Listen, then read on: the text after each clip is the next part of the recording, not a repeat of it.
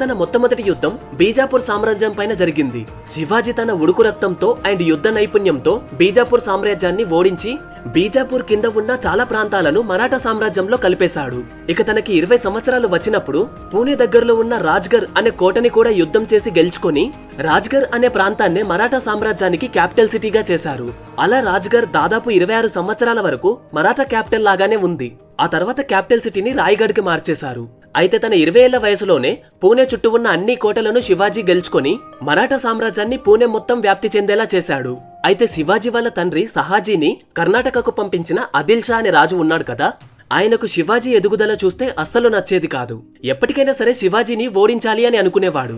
ఆ తర్వాత ఆదిల్ షాకు సంబంధించిన కొన్ని కోటలను కూడా శివాజీ యుద్ధం చేసి గెలుచుకున్నాడు. దీంతో ఆదిల్ షాకి ఇంకా కోపం వచ్చింది. అప్పుడే ఆదిల్ షా ఒక ప్లాన్ వేశాడు. శివాజీ యొక్క తండ్రి సహాజీ అండ్ అలాగే శివాజీ యొక్క సోదరుడు ఇద్దరు కర్ణాటకలోనే ఉన్నారు.